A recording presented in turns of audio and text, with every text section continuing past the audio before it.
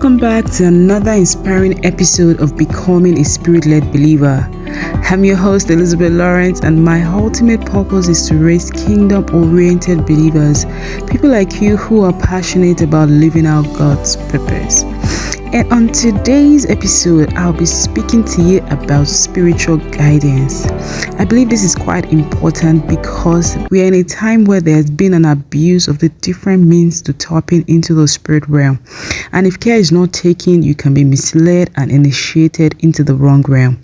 We are all spiritual beings and will always seek instructions and guidance on what to do so as to live a victorious life. So today, I want to take our case study from the story of the young prophet and the older prophet in the Bible.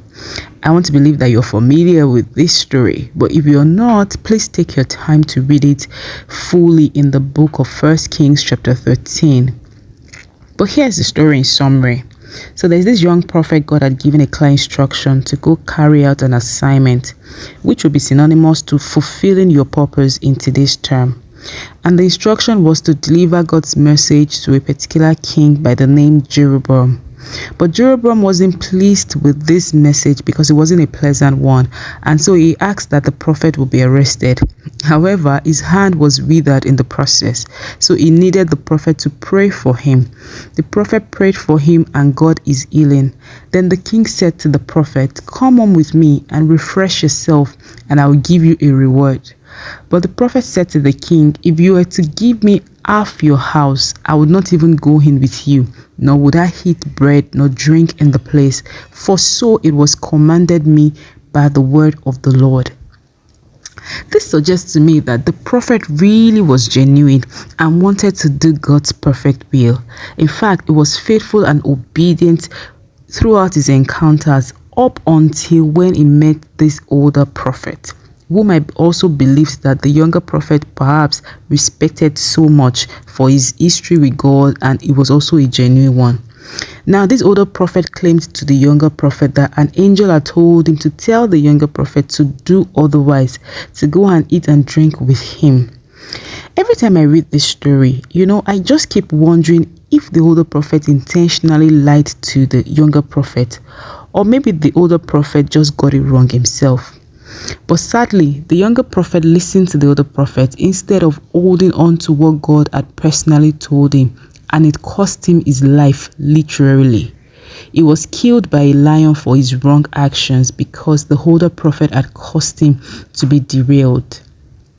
This story isn't just pathetic. It's deeply packed with lessons for you and I to note about spiritual guidance.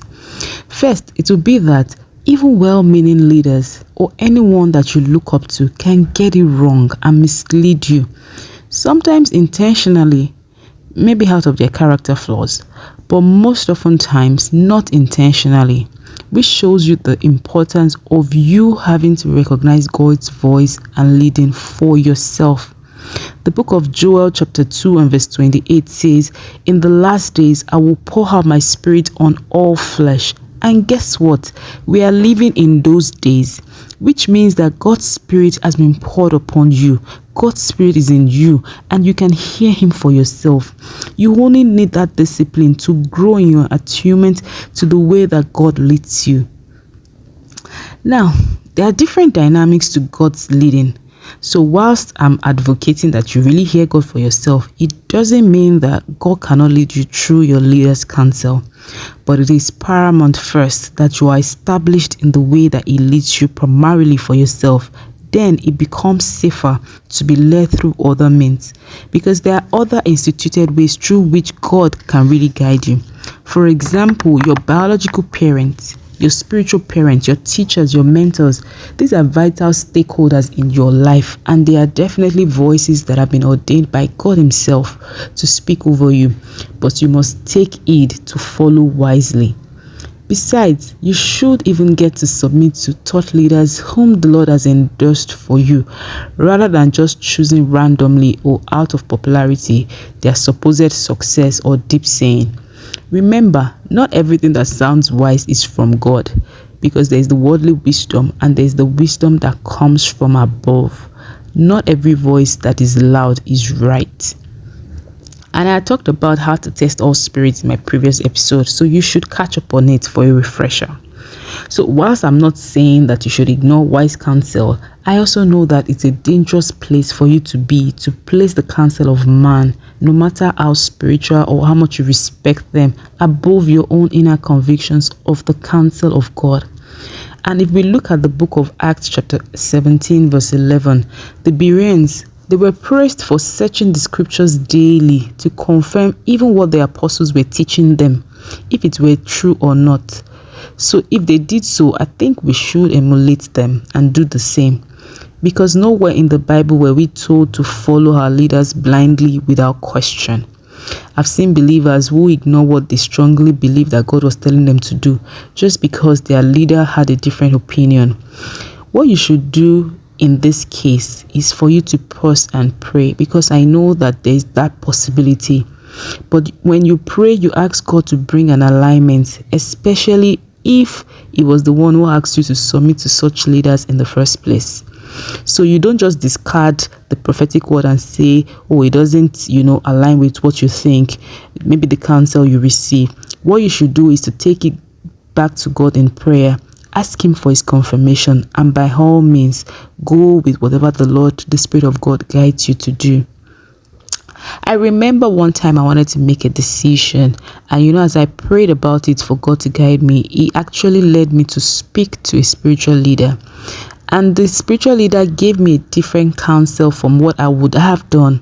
So I went back to God in prayer and said, Lord, what would you have me do? And God said, listen to your spiritual leader and do as he has said to you.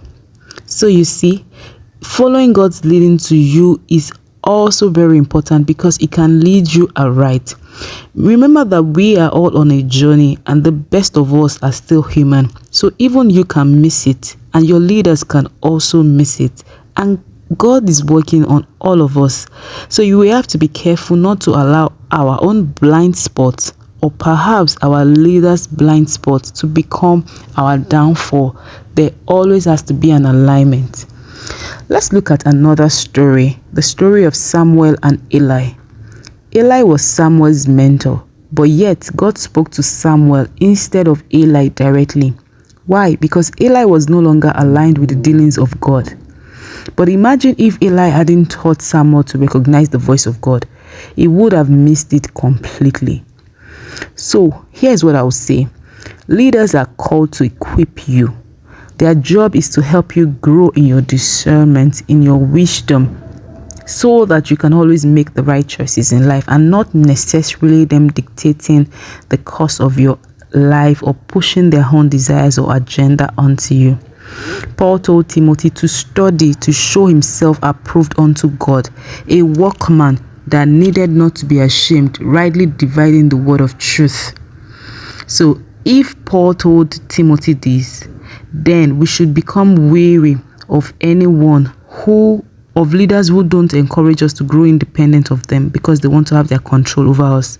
More so, what I've come to realize is that everyone has their speciality. So you are being led in a way that your leader hasn't been experienced. There's a likelihood that they will push back at you. That's why your ultimate guide must be the Holy Spirit. So today I encourage you more than anything else to grow in your intimacy with the Holy Spirit. Lean into his voice. Let him lead you, because that is the surest path to living out your divine purpose. Thank you for tuning into today's episode. I hope it stirred something within you. And if it did, share it with friends who need to hear it. Don't forget to follow and leave me a comment so I know how impactful it was for you. And until next time, keep your life centered on God.